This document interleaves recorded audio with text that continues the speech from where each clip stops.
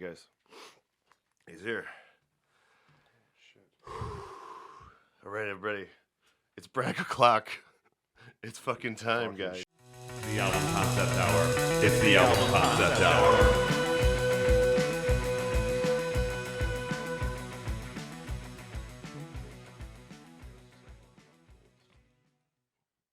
Today we have a very, very special guest for the album concept hour. This is someone that I have been following from a very young age.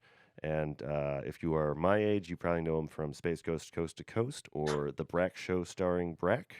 And if you are a little younger, you might have heard him on Adventure Time. Who's that? Or Kids Play Gravity Slot Falls. on Gravity Sirius Falls is the one I was XM. thinking. But hey, Andy, thanks for coming on. I'm Brad. I'm the one you've been talking to. Hi. This is Dave in the Misfits looking shirt, and John right here in the red Oh, shirt. that's cool. Hi. John Cafiero represents the Misfits, and he made that Dr. Demento album covered in punk that I did a Oh, single yeah. on. Yeah, I heard that. That was like the perfect song for Brak So to. I did a Comic-Con in New Jersey with him and Dr. Demento. Yeah.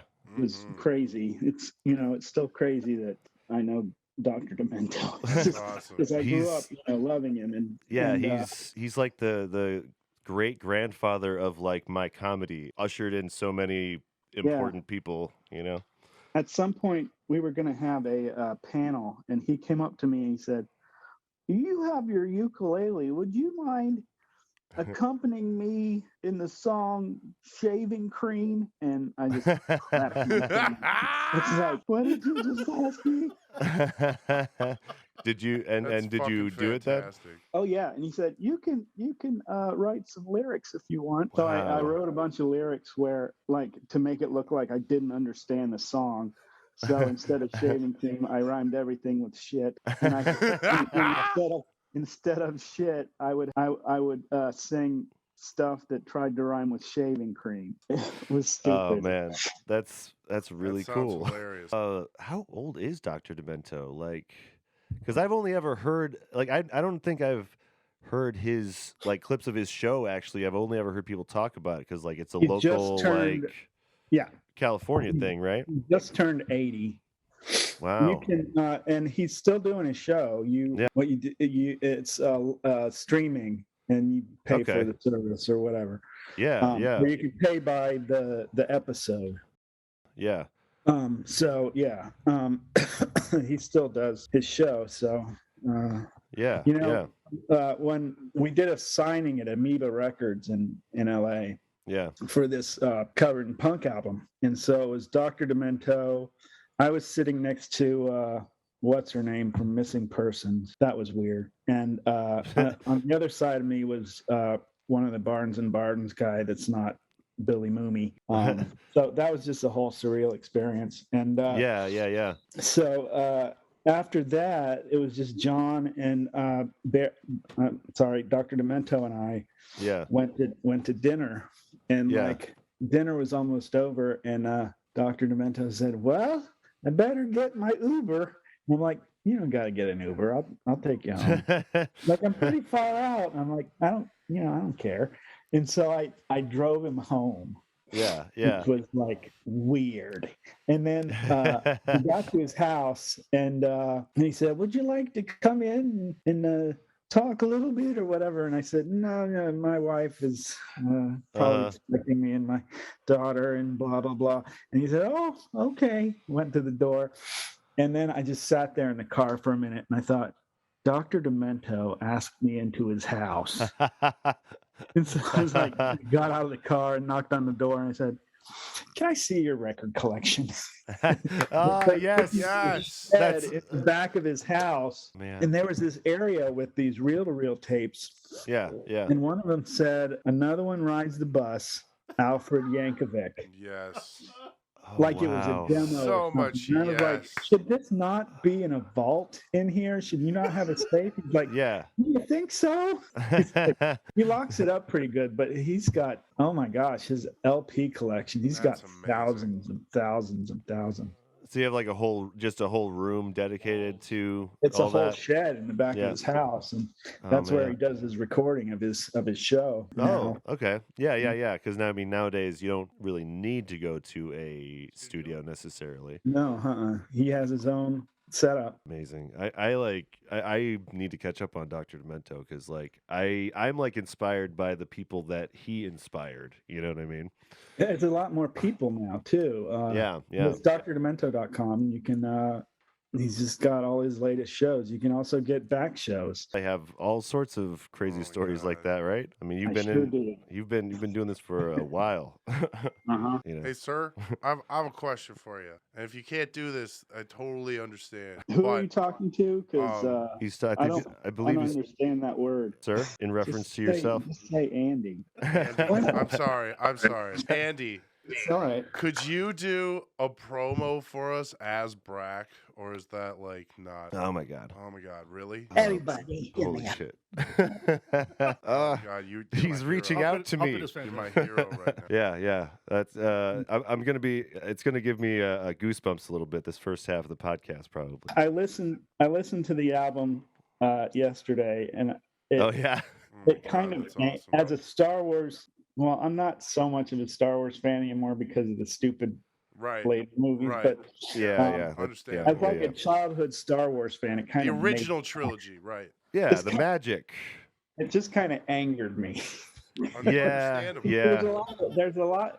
Just the reference to Christmas alone is stupid.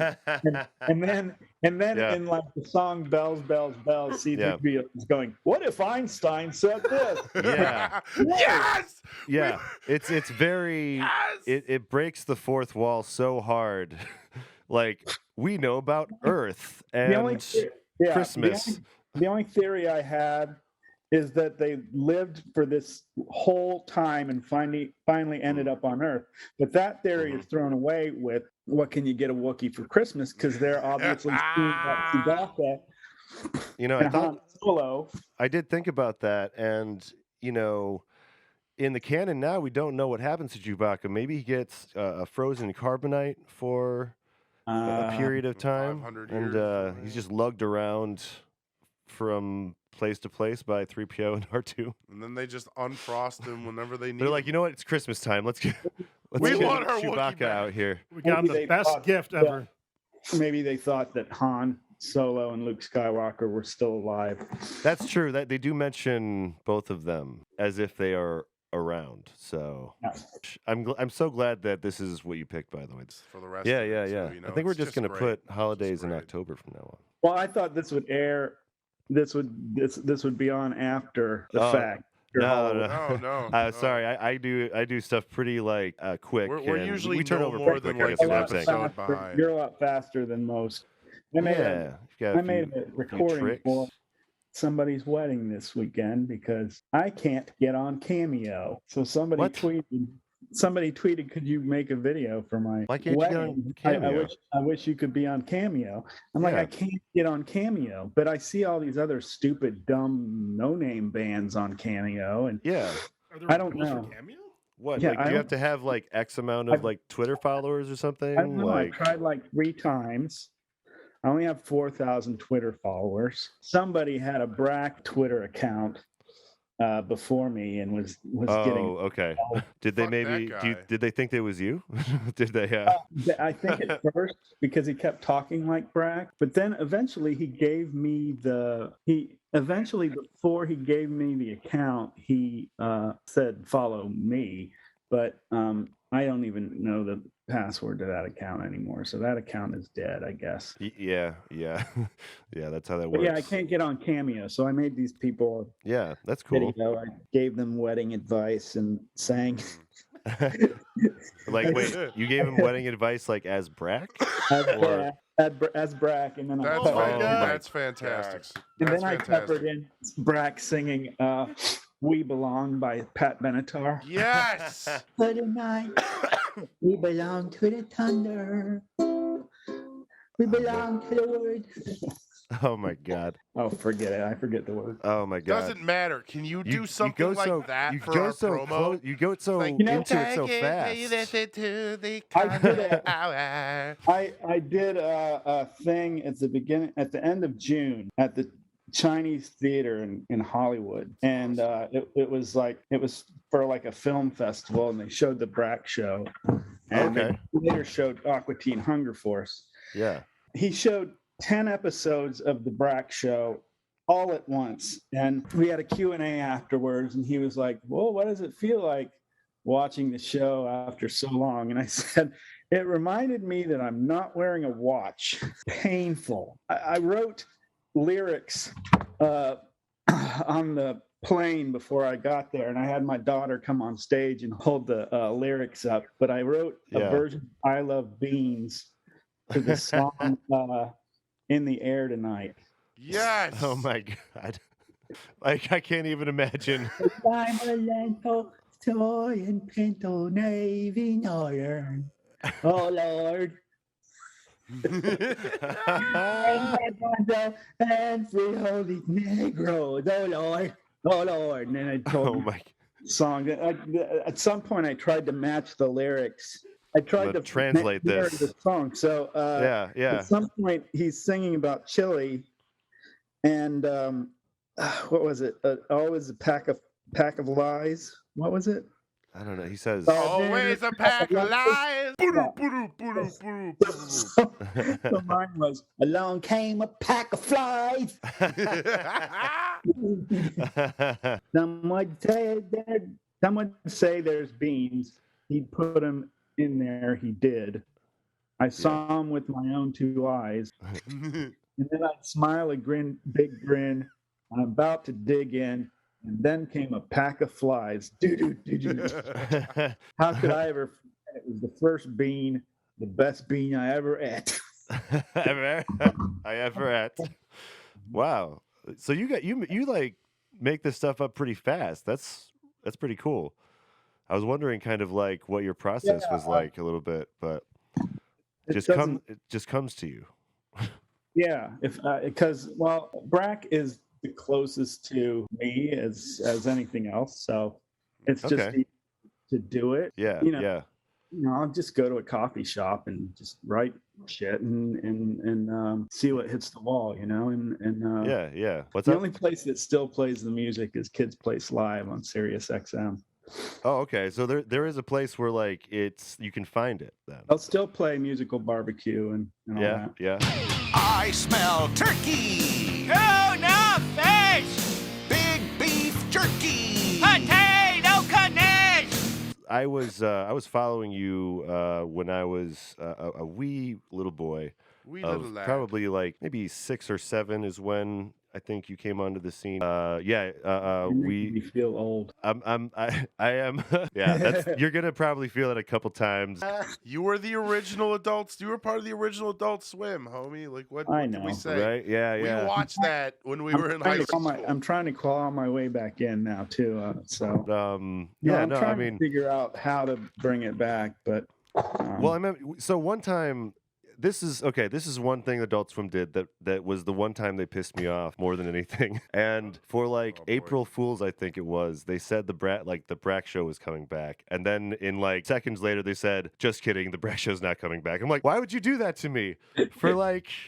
For like that 10 seconds, I was just like, yeah. I'm just wondering if Pete was still there working the on-air stuff. Pete Smith was my cohort in most of that stuff, and I think Jim Florian might still be there. And they both worked on the Brak show. Okay. I worked on it with them. I'm not going to say they worked on it with me because it wasn't really my thing mostly. Mm-hmm. So you just showed up and were Brak, I guess. Yeah, basically, I came in about 2 or 3 episodes in and started helping writing again. Yeah, But yeah. the first few episodes, I was just voice guy. Yeah, yeah. Well, I Uh, was gonna say. So when I was doing a little bit of research, I found this out that you were originally behind the scene with TV, like in the programming, right? I guess what I want to ask, like, how did you get into the Brak role? that was before I started in programming. I started at CNN actually, and then I moved over Yeah, to which is in the Cartoon same Network. same area, right? Like all in Atlanta. Yeah, it's in Atlanta. I'm in Yeah. Ohio now, but okay. Oh, that's yeah, I okay. started in The programming. Ohio song. Ohio, round on the end, high in the middle. And Coast to Coast kind of came out of a programming meeting, and so I was on the ground floor of everything, Cartoon Network, everything. Yeah. And sounds so great. So we just developed this show out of nothing and no budget, and wrote it ourselves, and just not having the budget to wasn't that why you guys were adapting hire a lot of old, voices? Yeah. I did the voice for free, basically.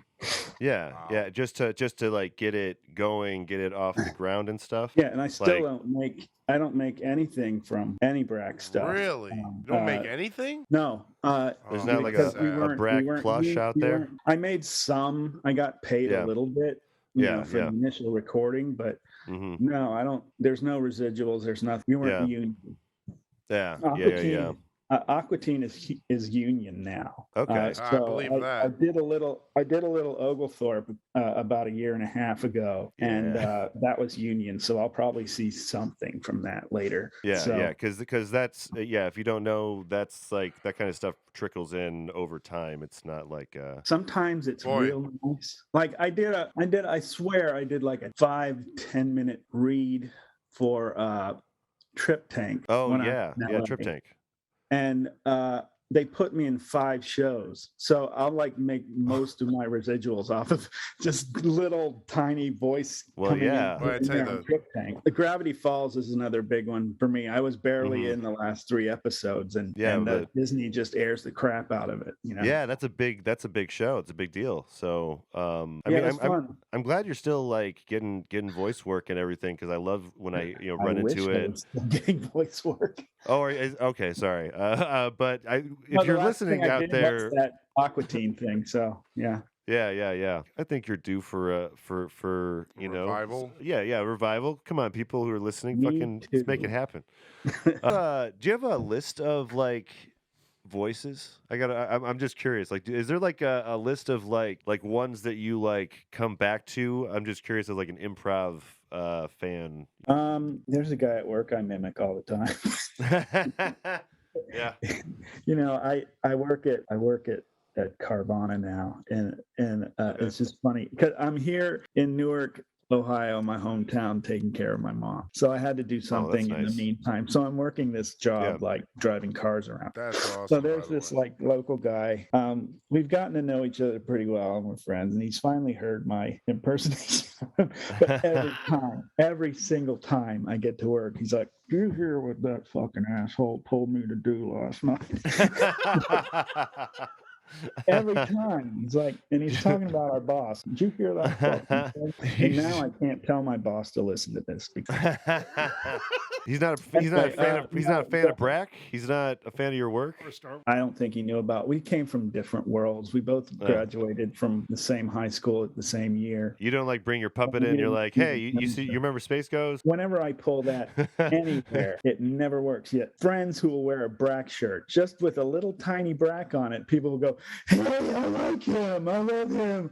You know him?" And I'm like, "Yeah, I know him." They're like, "Yay, you're popular by proxy." And then when I say to people I'm Brak, they're like, "Who's that?" It just completely deflates, and it happens all the time. It's not like I've never introduced myself and said Brak and people go, "Oh, cool." I've never had that. Well, if it makes you feel any better, most of the people that I've mentioned Brak to are like, "Oh shit, really? Brak?" That's awesome.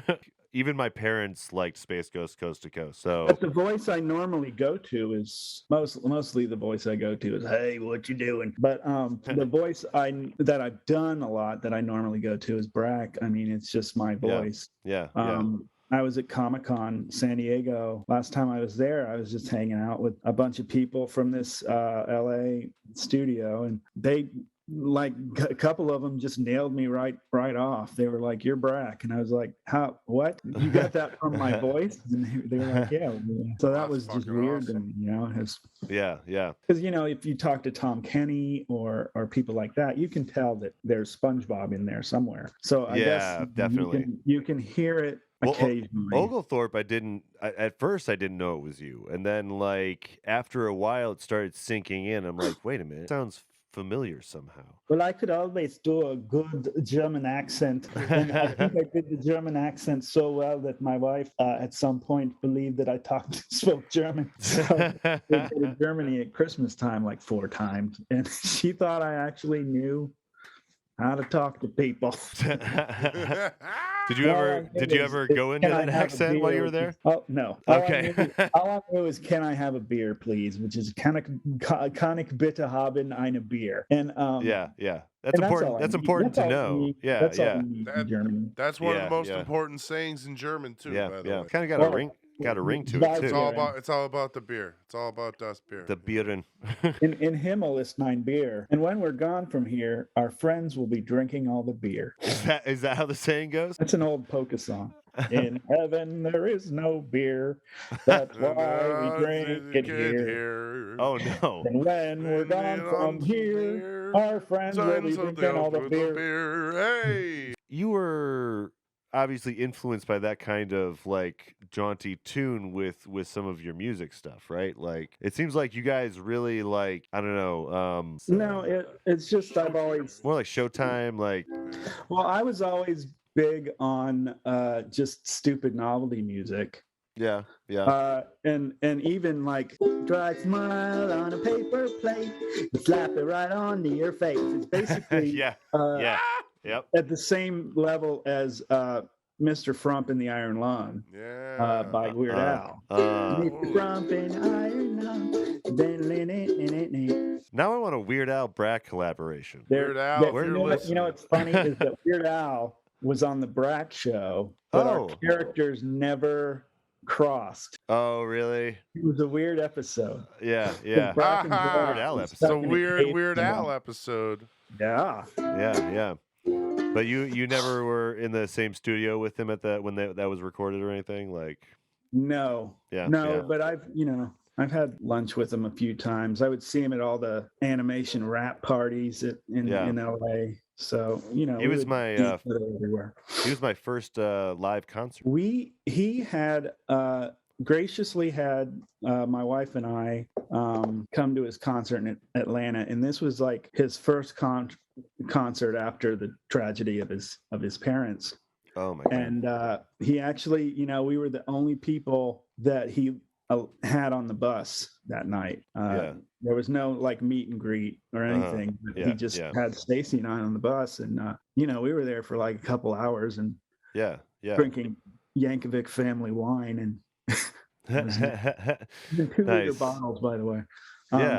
It was really nice. It was really sweet. Yeah, that sounds like a really like special experience with Weird Al.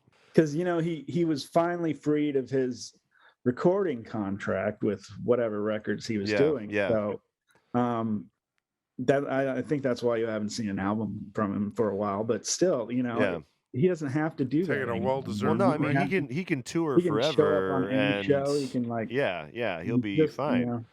Everybody's gonna know who Weird Al is for a long time. Yeah. I mean he is the Weird Al. There's nothing else to compare it to. Yeah.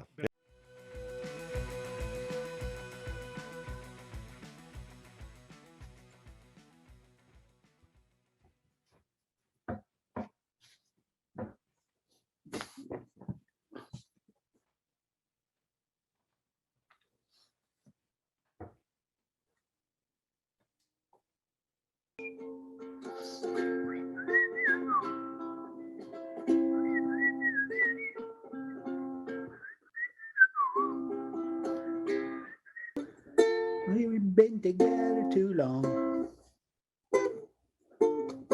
Like the one I recorded of a favorite song. If you like pina coladas, getting caught in the rain. If you're not into yoga, if you have half a brain, if you like making love at day and night in the dunes of the Cape, then I'm the one that you look for. Write to me and escape. Oh, dude. I did a number of. I tried to do a song every day in December. Oh, last year. Yeah. And I just made this Santa puppet real quick and had him compared to Brak. And after a while, I was surprised to find out that Brak in those things was the straight man, because I made Santa just so freaking insane. There's one that I did where Brak says, "Here's Santa Claus," and he's going to do his impression of Jimmy Durante singing his all-time classic hit. And so I came on and played that. Yeah. I want to get back on stage again. Yeah. In Burbank, there's a place called Flappers, and maybe once every 2 months they would have a bunch of voiceover actors get together and do stand-up on stage. And I was just like, okay. So I did stand-up for the first time. I'm that. Yeah, I did stand-up for the first time in 8 years, and I was really nervous, and it killed. And I just thought, this is great. I did a Goofy impression in front of Bill Farmer because he was there performing too. I was like, should I do this or not? And his son was standing there saying, do it. Fucking do it. But I have that on YouTube if you look for Andy Merrill Flappers. It's up there. Okay. I do this song that I didn't ever get to record as Brak, so I performed it live, and it was kind of a hit. Called Alvin Harris is a big old man. Alvin Harris is a big old man. It's the chorus. Alvin Harris is a big old man. That's all the chorus is. And then each verse is him stopping the song and telling you how big he is. And that's just as simple as that. I think you should come back and do live puppet shows maybe as Brak. I would love to do that. But yeah. If we ever come into Madison or anything, I could probably get some people to show up for a puppet show. You know, we're a college town. I'm looking for an open mic in Columbus, but it's fine. It's always hard to find on like the comedy club sites because they never directly say, "Hey, we got open mic night on Tuesday." Yeah, probably not anymore. Search all over for it. Probably used to be easier, but now being a comedian is so prolific as a thing. I used to do the Vortex, the Laughing Skull Lounge in the Vortex in Atlanta a lot, and I just got kind of tired of that. They're kind of a clique. Yeah. The last time I did stand up, I opened for Dana Gould. Okay. And it bombed. So bad. It was the last weekend before they said, don't go anywhere for the pandemic. So it was like, don't have more than 100 people in your theater. So everybody there was kind of tense anyway. Yeah, it was probably just on the other hand, weird time. Everybody was there to see Dana. And so they're just this guy getting on stage that they don't know carrying a ukulele. Yeah. And the first thing I hear as I'm just starting to walk on stage is somebody in the audience going, oh, shit. Oh my God! So I'm like, well, this is gonna go really well. What a shitty audience member! You at least shouldn't make it audible. The thing about it is, I could see him the whole time. That sounds just a dead stare the whole time. So I like that sounds awful. I'm sorry. Horrible. Yeah, that would probably end it for me. I don't know. I got some social anxiety with crowds. I've had a year and a half off from that, so I think I could do it again. No, I've always wanted to, but I don't know. It's like jumping off of a cliff. Yeah, that's what it seems like. And you don't know if you're going to land on the feather mattress or the giant marble rock. Yeah. That Flappers performance, though, that I put up is the first time I ever got a clapping and applauded laugh. You know, and Man, there should be many more. I have a few more questions for you, Andy. Annabelle Casco, she wanted to know how the song "Mashed Potatoes" came to be. Do you have any specific memories about specific songs, or is it more? Yeah, that was written by Pete Smith. Oh, really? That wasn't written by you? No, and I think that one might have been scored. Okay. Yeah, I think Eddie did the music for that. That was one of the ones where we didn't do needle drop. So there are 2 Cartoon Planet albums. I can't remember which is which. I think the one with the Hawaiian Holiday on it. I once had a beautiful sandwich. Oh man, I'm talking. Hey. Yeah. That one is the latter one because we had to get some of the rights for the needle drop music we use. First album is all stuff. Backyard Barbecue. I can't remember which. There's Backyard Barbecue and then Surf and Turf. Surf and Turf. Surf and Turf is the one with all the needle drop music on it. Okay. Backyard Barbecue, the one with just the pure scored Eddie Horst music on it. Eddie did the original Space Ghost Coast to Coast theme with Sonny like the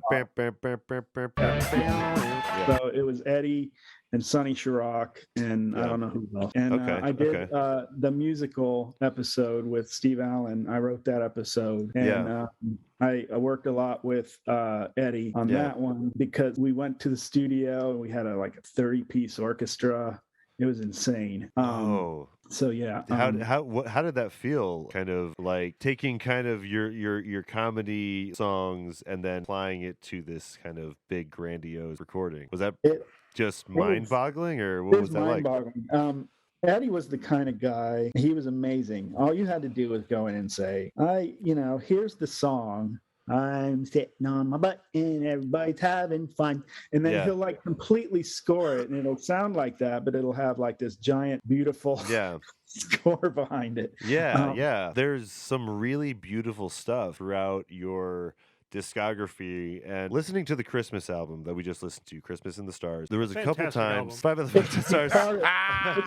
But I gotta say, so one of the questions I had when hearing this album is, first of all, how early in your life did you hear this album, and how influential were these kind of novelty songs and stuff to Brak and to Cartoon Planet and stuff? Because I feel like there's a little bit I could hear Brak singing a few of these tracks. You know what I mean? Yeah. The only thing I knew from Meko was that Star Wars disco song. I didn't know about this Christmas album until when we released it on CD, when it was 10 years ago. I think my wife got it for me as a joke. And but she knew I was always into stupid music and my friend, music. Yeah, my friend Wally and I would just stay up Saturday nights and listen to Dr. Demento all the time. And so I've always collected a lot of really terrible music. And I remember being in a car with John and Dr. Demento, and I just went through my list. I was like, do you have this? Do you have this? Do you have this? There's just a bunch of stupid songs I have on my iPod. Another person that is a connoisseur of crappy music is Dana Snyder. I remember early on we compared our stupid libraries. When I was a kid, I was always into Dr. Demento and all those stupid. I don't know if you remember the K-Tel albums. There was yes. They were called Dumb Ditties and Silly Symphonies or whatever, and they were all just dumb songs like the Dr. Demento collections. They would have songs like I'm a Nut and all that stuff on it. So I was always more into the silly, dumb stuff than I was into anything else. Okay, so you just always loved that stuff. Yeah. Type of music was it? I wouldn't say novelty, but I guess it is. It's I was always into novelty music and stupidity. Brak and a lot of the songs you hear from Brak are a kind of spoof off of that. It has that old timey nature of the novelty song, plus this absurd twist to it. When we first heard Bells, Bells, Bells, all I could think about is just hearing Brak saying, bells. That's in my mind. Bells. Yes. Yes. That's all I could hear. And the first time Dr. Demento played a Brak song, I was about fainted. Yeah, Oh my yeah, I yeah. had made it, but You're like, this is it. This this is is the yeah, this is yeah, the pinnacle of my career. Well, yeah. I idolized him, so for him Uh-huh. to no, but he always said Brak. But he sent me the recording of the whole covered in punk thing came from John calling me and saying, "Would you like to do some intros and outros as Brak?" Yeah. I said, "Yeah, but I can do. I've done like Punk Rock Girl on the radio before." Yeah, He said, yeah. "Would you sing a great. song?" And like he would never think of asking me that, and I said, "Yeah." And so it was my wife that came up with Suicidal Tendencies. Oh yeah, Because that's initially I good was fucking thinking, call. it was hard. Initially I was gonna say I'll do Sugar in My Hog by Fred Schneider. Yeah, You yeah. put sugar in my hog. What are you, God? So then I couldn't.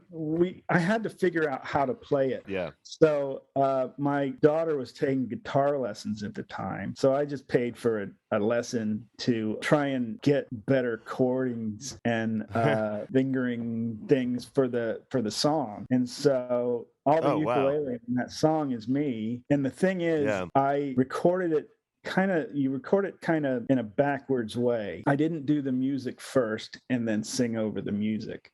I did basically an entire recitation, and then I played the music to the recitation. It was weird going in there. It was like this studio. There were like gold records on the wall of like Phil Collins' Face Value, and they recorded like Round and Round by Rat there and all this stuff. Oh, yeah. Wow. This is crazy. The staples, the classics. I'm carrying in like 2 ukuleles, a toy accordion, and some kazoo. Yes. And you Something the Rat wouldn't have the balls to do. Yeah, right. On the other end in Atlanta, when we would do recordings for Aqua Teen Hunger Force, we did the commentaries for the Space Ghost DVDs at the same studio where all the big death row rap artists would be recording. Damn. Wow. Dude. You would get contact high from from all the pot smell. Yeah, it probably had like a permanent smell in there. Yeah. But recording in like those studios was just kind of seeing the Face Value gold record. I thought, oh crap, Phil Collins was here. This is where he did in the air tonight. Oh Lord, it was in Santa Monica. Yeah. But it was interesting. It was fun. I'd never like taken on something that difficult before.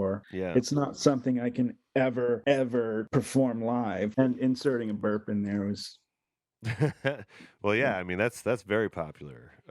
Thank my wife for that. But has Rick and Morty reached out to you at all yet for a little just No. What the heck, Rick and Morty? Oh, they should. No. Let me say, maybe it's because I've been in a few interviews before, and I say I haven't watched the show, and I still haven't watched it because I'm not a big Adult Swim watcher. That's I'll see recordings and stuff I've done, and that's good for me. I didn't have the best time working at Adult Swim. That'll do it. So it kind of embittered me about stuff. But now, like, Lazo's gone, and so I think things are probably a little more positive for me at Adult Swim now. Yeah. He had this way of, if you even thought of leaving him, you were kind of dead to him. So it was kind of that kind of thing. Yeah, that sucked. It was weird because, I was in Hollywood for like 7 years. I couldn't get a writing job to save my life, and I barely did any voiceover. And at that point, like halfway through, I pitched a Space Ghost action show idea, and I even wrote like a half-hour script for it. Yeah. And I pitched it to the guys at Adult Swim in Burbank. Yeah. And never heard anything about it again. At the time, I think Lazo himself was kind of bitter about Space Ghost because he didn't like how it ended, because we all got sick of working on it because he was so demanding. I kind of felt like I was dead to Adult Swim for a long time. I think that it's 20 years. We're like, a lot of people are talking about it right now because it's like kind of the 20-year anniversary of when things started, and almost the 20th anniversary of that whole Boston incident with Aqua Teen Hunger Force. the Remember Boston the Boston incident? Adult Swim launched a few days before 9/11. It was the Wow. weekend before 9/11. So we had a blitz campaign where they made like neon signs of the Moonanites from Aqua Teen. Oh no. And the light would just kind of flip everybody off. So they put them in different secret places throughout Boston. Yes. Oh, yeah. They were, and Yeah. somebody I do thought remember that. Yeah. that it was a terrorist thing, and they were all Yeah. bombed because they were flipping off. I remember that. And I thought, this is horrible. The president of the network at the time had to resign. But on the Oh other my hand, God. on the other hand, I heard Wow. a split-second clip of Oglethorpe on the Today Show. I thought, yay! It's interesting that they didn't cancel Aqua Teen because they believed in it so much, because it was the more popular show at the time. I forgot to ask one more question. This is from my brother Scott LeBaron. He wants to know, any thoughts on the weird Brak's Bean Muncher Pac-Man clone they made in '98? Did you ever see that when it came out? There's apparently a Pac-Man clone with Brak in it. Oh! I don't remember that. The one I remember is the one we actually made a head kicker game. Okay. And that was in the Brak show that Brak and Zorak did a head kick. Okay. Yeah. And that game actually featured them in the show. And so they made a game where it was called Head Kicker, and Brak was lying on the ground, and it was just Zorak coming, and you could just kick Brak's head. One of those. That was all there is to it. Was And, it like an Adult Swim game? Yeah. Oh, yeah. There's been some great Adult Swim games. It was Head Kicker 2000 or something like that. Yeah. Okay. But I don't remember I thought you were referring to the transistor radio tchotchke that exists. There's this plastic just FM radio that had Brak's face on it. And it had a little thing in it that was programmed to make his mouth move with the sound. Oh, wow. The majority of them didn't work, but okay. That's unfortunate. What are you listening to lately, and what do you got to plug? Well, I've been adding to my Halloween playlist, so I'm finding non-conventional Halloween songs to put in it. So I've been listening lately to Tenacious D a lot more, and Flight of the Conchords. They released a version of the Time Warp Tenacious D last year for charity. I saw the music video for that one. I've also put, because there's a shiny demon in it, I put the song Tribute onto my list. And I think they've just put out an EP of rarities that finally they released the song Jesus Ranch, which is a really good one. And Flight of the Conchords, I've revisited because I've taken the song Robots and put it in my Halloween list. The humans are dead. Yeah. Both one.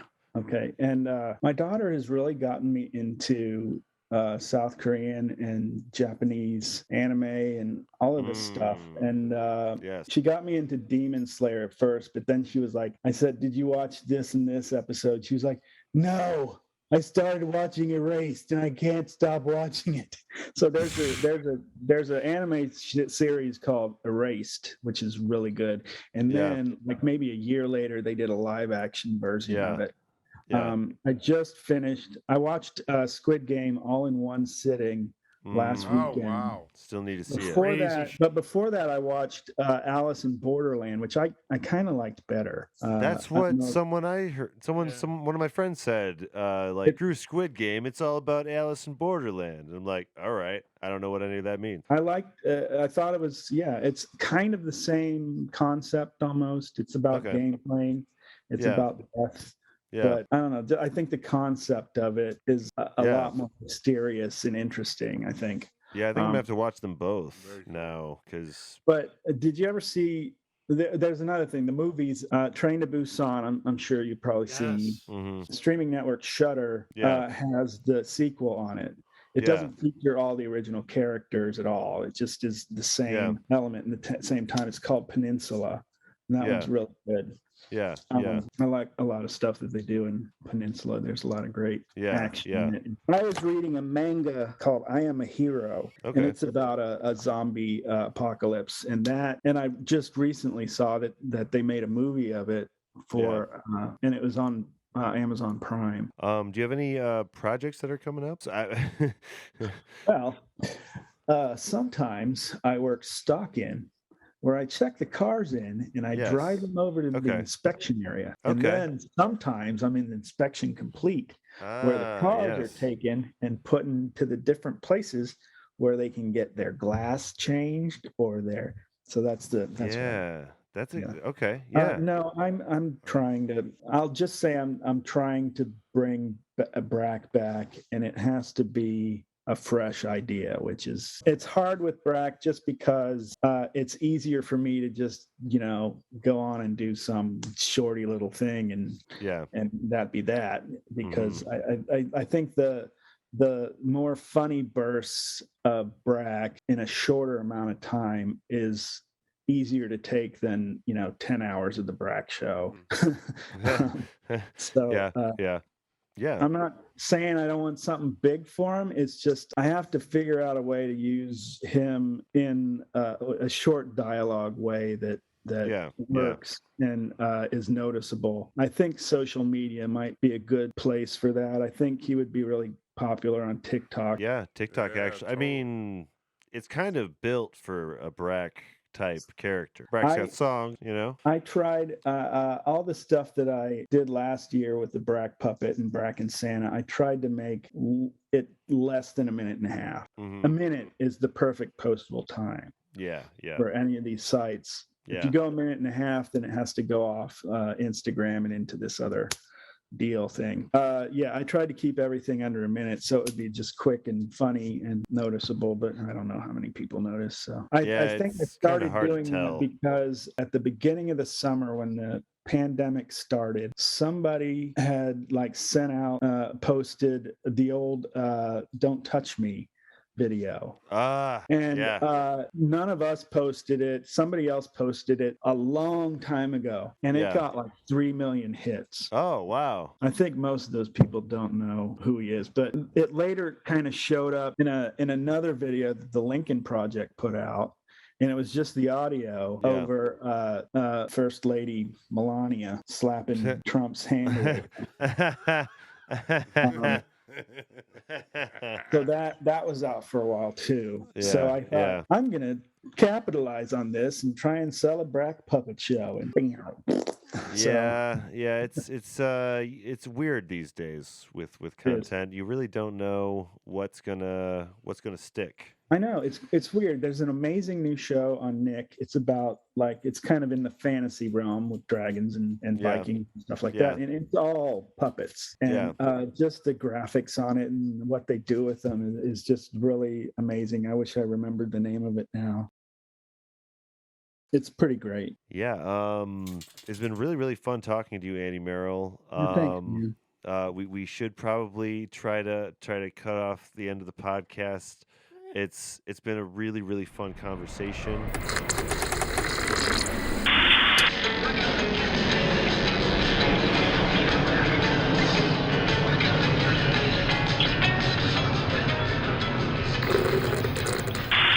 This is Flyover State Park. You are clear to land.